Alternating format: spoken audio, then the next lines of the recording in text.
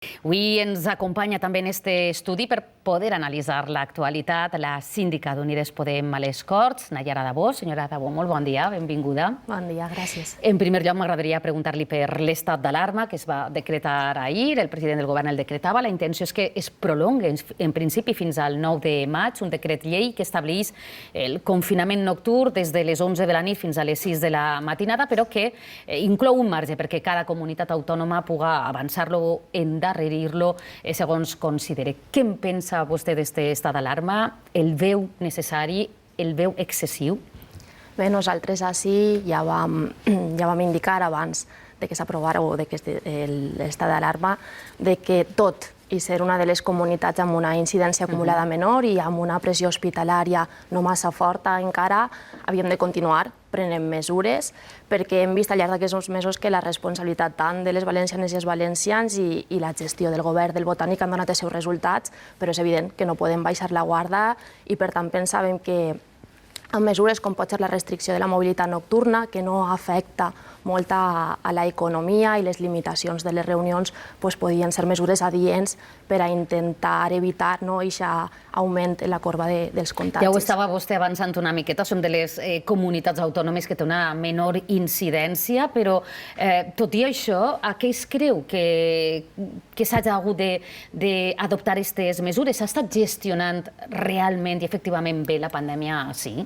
Jo crec que les xifres que tenim així a la comunitat i quan fem una comparativa amb la resta de territoris d'Espanya demostren que el govern ha estat fent els seus deures i que les valencianes i els valencians també han tingut molta responsabilitat, però també és cert que quan mirem en quins àmbits o en quins espais es donen més contagis, estem veient que és allà on hi ha reunions socials, familiars, en la part de l'oci nocturn, on s'incrementen el nombre de contagis i, per tant, s'haurien de prendre mesures, com deia, perquè no continuen augmentant. D'ací a poc més de mitja hora tindrà lloc la primera conferència de presidents després d'aquest estat d'alarma. S'abordaran els criteris per a poder repartir els fons europeus. Ahir ja el president de la Generalitat va mantindre una reunió de treball preparatòria amb el conseller d'Hisenda i Model Econòmic. El cap del Consell va expressar aquesta voluntat de la Generalitat de poder participar de forma activa tant en el disseny com en l'aplicació dels fons europeus per a la recuperació econòmica. Com s'haurien de repartir aquests fons? Quines haurien de ser les prioritats?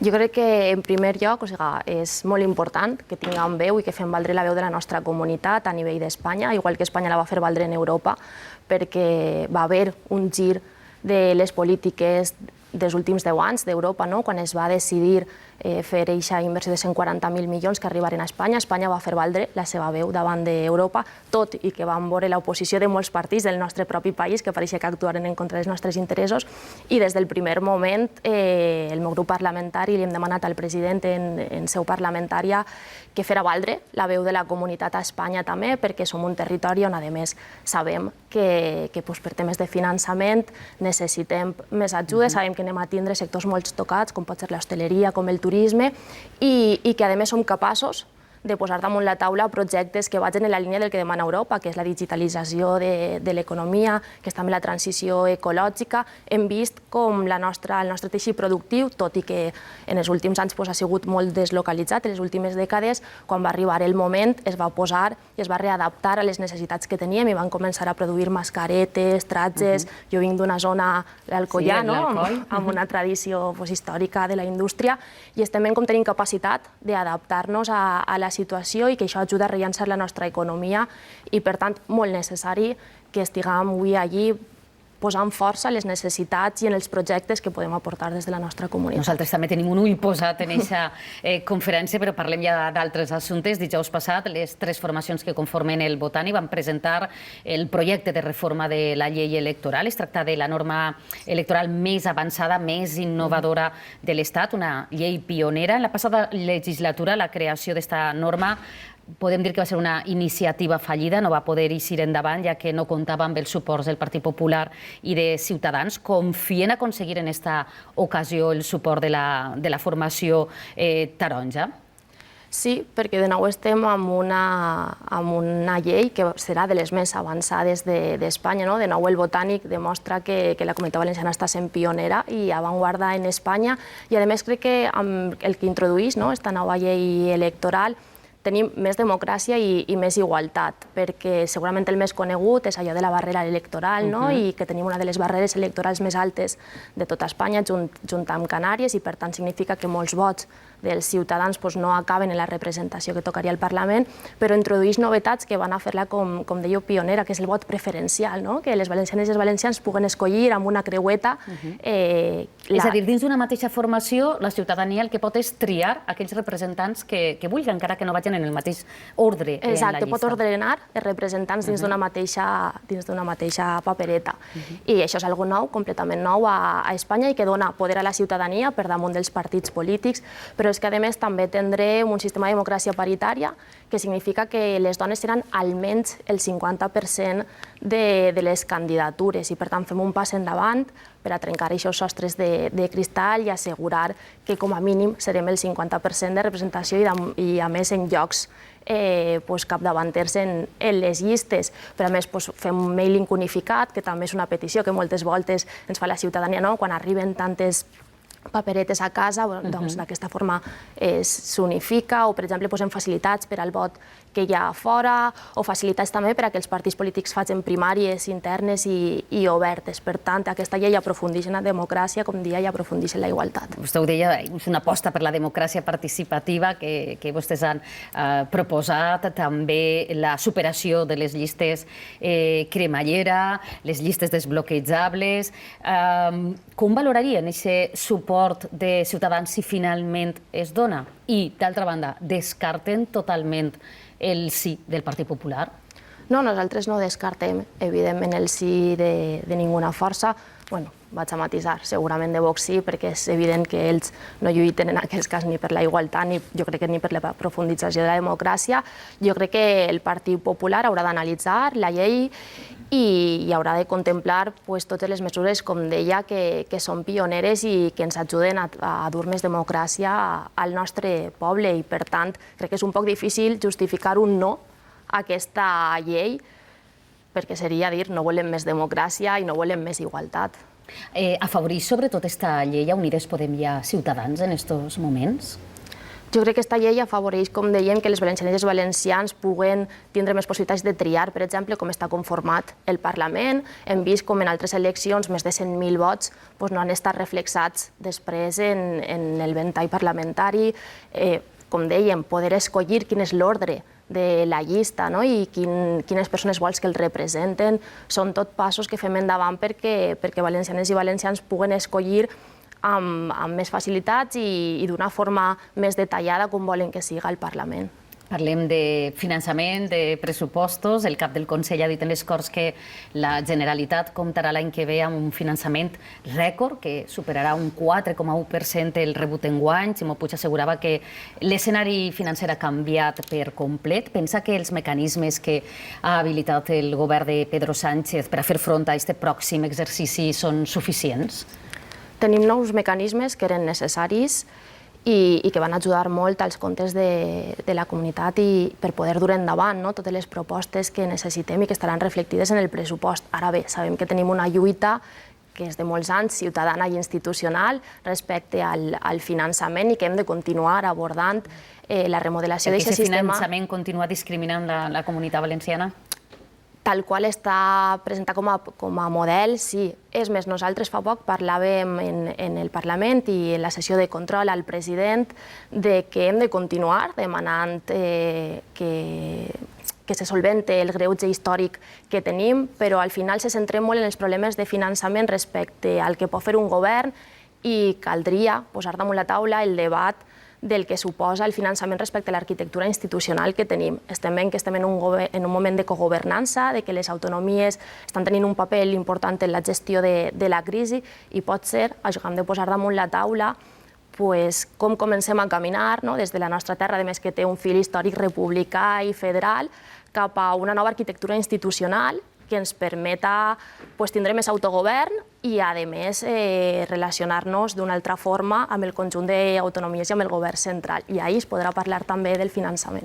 Comencem una setmana clau en el que és la tramitació dels pressupostos. Està previst que el Consell es presenti esta setmana. Com vol Unides Podem que siguin els pressupostos de la Generalitat per al 2021? Sense dubte, expansius i seguint el full de ruta botànic, tant qual venim fent en els últims 5 anys, l'últim ja amb Unides Podem dins del govern, i a més perquè en la gestió d'aquesta pandèmia estem veient que tot allò que marca l'acord del Botànic és el que necessitem fer per protegir a les valencianes i els valencians. L'enfortiment del model públic valencià és un exemple d'ell i les mesures que vam començar a prendre ja com a escut social complementari a l'estatal s'han demostrat eficients i hem de continuar prenent aquest tipus de mesures i anant un pas més enllà per al rellançament de la nostra comunitat. Com interpreta, com veu la complicitat que hi ha entre el president de la Generalitat i el líder de Ciutadans? Es traduirà això en un suport de la formació taronja als comptes del 2021? La formació taronja sembla que es vol apropar al Botànic.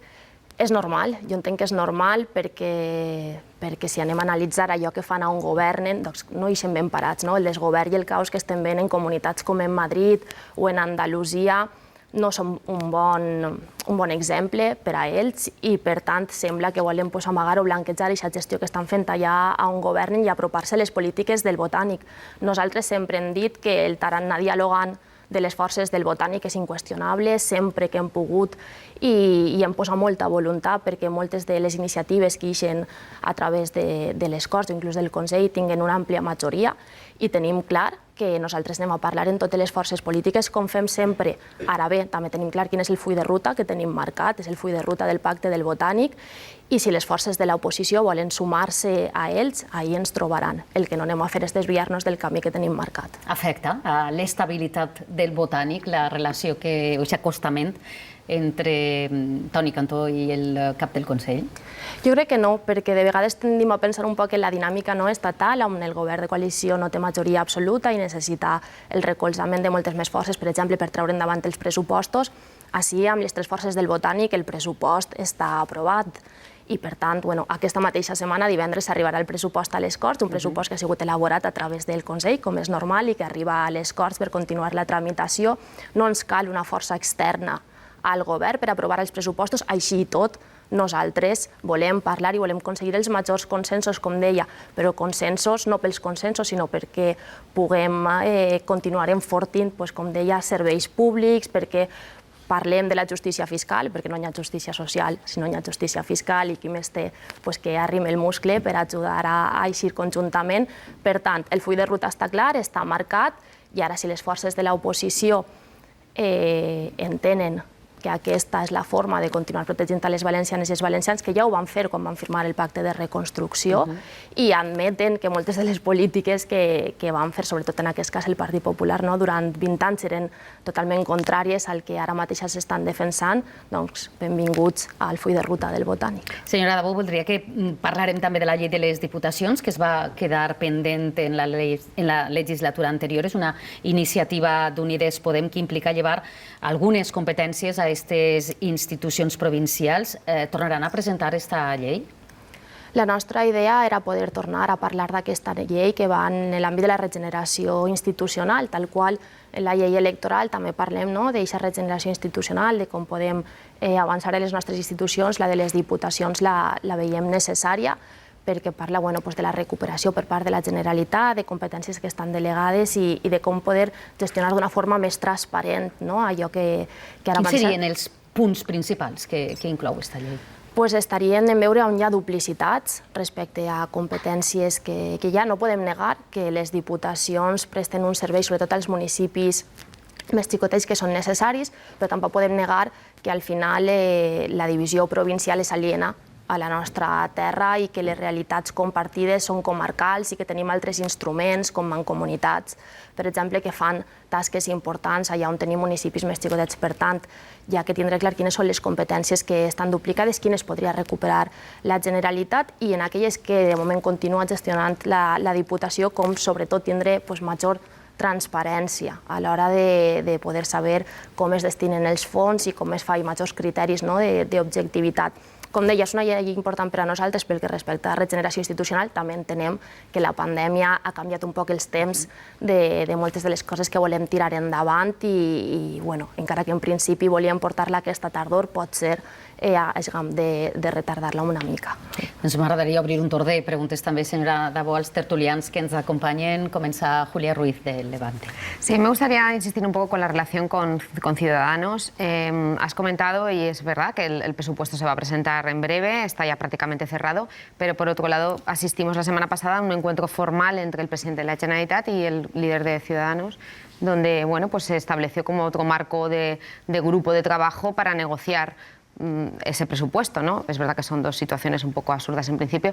Me gustaría saber si a Unides Podem le molestaría al final una foto en la que Ciudadanos estuviera respaldando e incluso de alguna manera participando en la elaboración de ese presupuesto, y si les incomoda o les preocupa ya no a corto plazo sino a largo plazo, que en algún momento dado el Partido Socialista, el PSPB, pudiera buscar a Ciudadanos como socio preferente en otra legislatura.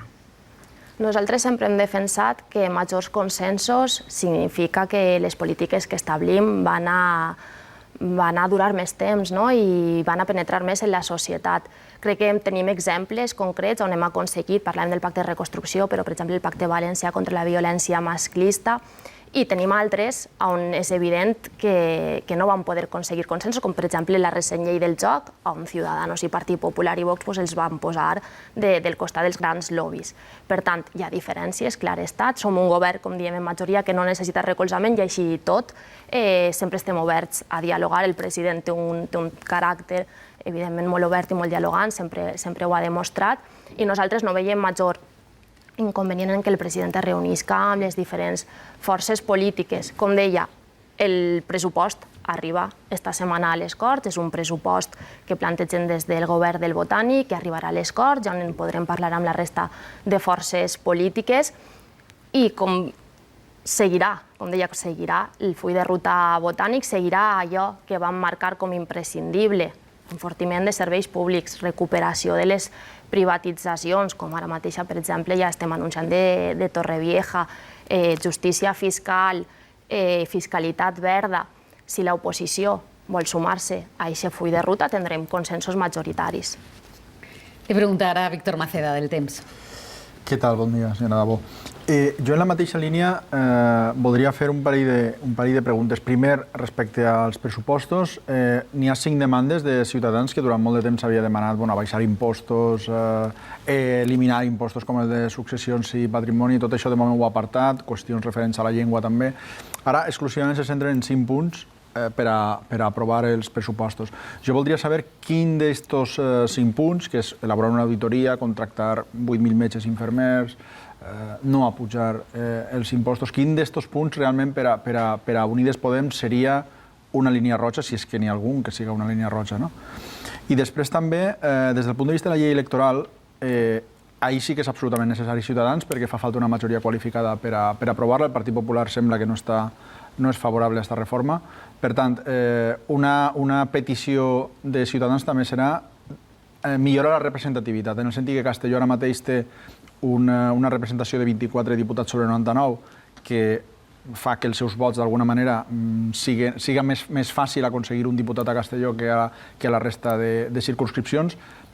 Veurien bé vostès rebaixar aquesta representació de Castelló fins a 20 diputats, que és el mínim que estableix l'Estatut? Comencem per la segona de la llei electoral. Sí, sabem que respecte a la llei electoral, tots sabem que Castelló costa menys tindre un diputat o una diputada, menys vots que a Alacant i per supost que a València. Hem clavat dins de la llei electoral una xicoteta modificació que diu que els diputats per Castelló no podran ser mai 3 vegades menys que els que hi hagi per la màxima, que és València. És cert que així tot, Ciudadanos, i en aquest que es la seva portaveu adjunta, va eixir dient que no estaven d'acord, encara que semblava que no era suficientment proporcional. Ara arriba el període d'esmenes, ells podran fer una esmena a la llei on veurem quina és la proposta que ens fan, i com diem, nosaltres sempre estem disposats a parlar-ne del tot. Segurament 20 diputats per Castelló jo crec que és un número massa baixet, 20 diputats és el mínim que estableix. Entre 24, tampoc són molts més. Sí, No varia molt, no? Bueno, però entre 20 i 24 encara n'hi ha un ventall. Està clar que si busquem major proporcionalitat segurament haurà de baixar del número de 24, però tal volta no fa falta arribar als 20, que és el mínim marcat, i entremig hi ha un ventall. De totes formes, hem d'esperar a veure quina és la proposta que fa Ciudadanos, si no està d'acord en la que hi ha ara, i estudiar-la i veure si és possible. Ahir no anem a tindre, evidentment, com no tenim mai cap problema per poder parlar-ne. I respecte als pressupostos... Els punts dels pressupostos, sí, els els 5 punts dels pressupostos. Sí, crec que va vinculat la davallada i l'exigència de Ciudadanos, crec que va vinculat a la necessitat que ells tenen de, com deia abans, de blanquejar la gestió que ells estan fent on estan governant. És que no hem d'oblidar que governen amb dreta i amb extrema dreta en Múrcia, en Madrid, i que estem veient què és el que està passant en aquestes autonomies respecte a la gestió de la pandèmia, inclús abans de que arribara la pandèmia, amb iniciatives completament fora de lloc, com podria ser el PIN parental a Múrcia. Ciudadanos està governant amb Vox i amb el PP i està demostrant que no són capaços de gestionar ni de protegir a la gent. Per tant, jo crec que ara mateixa estan tenint un gir tàctic, que veurem si es converteix en estratègic, d'intentar apropar-se als governs de coalició i de progrés que tenen en diferents autonomies i donar suport a les seves polítiques. Com deia abans, si Ciudadanos aposta perquè hi hagi més, en aquest cas, més sanitaris, clar que sí, també ho estem fent des del Botànic, hem contractat a més personal sanitari, igual que més personal docent. Per tant, no ens està fent una exigència que estiga fora del nostre full de ruta. Evidentment, saben que el número que proposen és impossible en un any, però estan anant en el sentit que nosaltres parlem blindatge de la sanitat pública, blindatge de l'educació, contractació de més personal. Quan parlen de davallada d'impostos, que ara mateixa ho lleven, és que tornem al debat fals, no es tracta de si baixem o pugem impostos, sinó aquí els baixem i aquí els pugem. On ells governen, el que estan fent és perdre capacitat recaptatòria, sobretot de les rendes més altes, per aquesta davallada d'impostos. Això saben que nosaltres no anem a acceptar-ho mai, perquè, com deia abans, no hi ha justícia social. Serà una línia roja que no acceptaran? Clar, evidentment. Hem de caminar cap a la justícia fiscal. El govern del Botànic ja ho porta fent durant els últims 5 anys. Vam proposar ja el 2016, per part d'iniciativa en aquell moment del grup parlamentari de Podem, una remodelació dels trams de l'IRPF. Ara hem parlat que encara hi ha marge per poder continuar fent-ho i de noves figures impositives, per exemple, en l'àmbit de la fiscalitat verda, segons la Unió Europea. Per tant, sense justícia fiscal no hi ha justícia social i això serà una línia roja nostra. Li pregunta també Noa de la Torre, del Mundo. Noa, endavant. Bon dia, senyora Dabo. Jo continuant amb el tema dels pressupostos del finançament, ha comentat abans que els pressupostos de l'any que ve seran uns pressupostos expansius, però m'agradaria saber si considera que d'esta crisi econòmica que tenim ja per culpa del coronavirus, si es podrà eixir sense col·laboració público-privada, que és el que defensa, per altra banda, tant el president Ximo Puig com, per exemple, el líder de Ciutadans, Toni Cantó. Normalment, quan em pregunten aquesta qüestió sobre la col·laboració público-privada, jo sempre pregunto què s'entén per col·laboració público-privada, perquè si és una relació entre l'àmbit privat i l'àmbit públic, com es dona en molts casos del nostre govern, per ajudar a iniciativa privada, com per exemple m'està fent amb les ajudes als autònoms, no hi ha cap problema. Ara, si darrere de la col·laboració público-privada s'amaga les privatitzacions de serveis fonamentals, com hem estat veient, en aquest cas, per exemple, la sanitat, com durant 20 anys va dur endavant el Partit Popular, nosaltres, evidentment, no caminem per aquesta via. O sigui, tenim clar que col·laboració público-privada que amaga darrere privatitzacions, que regalar el que és de tots en benefici d'uns pocs, i més quan es tracta o afecta a serveis fonamentals, evidentment no poden caminar per aquesta via. I és que, a més, no sols perquè des d'Unides Podem ho defensem i sabem que al final el model públic és la garantia de protecció, sinó perquè tenim un acord de govern que diu que caminem cap a la recuperació de totes les àrees privatitzades. Per últim, senyora Dabó, m'agradaria preguntar-li per els casos que es guiten el seu partit a nivell nacional, el cas Dina o el cas Neurona. En este últim, el jutge que porta aquest assumpte va decidir la setmana passada arxivar una altra de les línies d'investigació. En el cas Dina han presentat un escrit que demana la declaració com a testimoni del exdirector adjunt operatiu de la policia, a qui Villarejo li va entregar la targeta del telèfon de Dina per l'interès policial que tenia la investigació. M'agradaria que em farà una valoració d'en quin punt es troben aquests casos. Doncs la valoració així crec que ha de ser molt sèria i molt contundent, perquè des que va néixer Podem l'atac que hem tingut a través també dels procediments judicials ha sigut inaudit. Hem tingut 15 casos oberts i 15 casos arxivats i, per tant, sabem que s'està utilitzant una guerra, en aquest cas judicial, per intentar posar sobre la taula qüestions que no són certes i que la mateixa justícia desestima. Continuem trobant-nos moltíssimes portades i moltíssims minuts als mitjans de comunicació parlant d'aquestes supostes irregularitats que després són desestimades i que no ocupen tantes portades ni tants minuts. Per tant, no van aconseguir d'aquesta forma parar-nos ni que continuem defensant les polítiques que protegeixen, en aquest cas, a les espanyoles i als espanyols. Doncs Nayara Dabó, síndica d'Unides Podem en les Corts, li agraïm moltíssim que hagi compartit aquests minuts amb les notícies del matí. Estarem ben pendents de tots els aspectes que afecten la nostra política. Gràcies i una abraçada forta. Gràcies a vosaltres.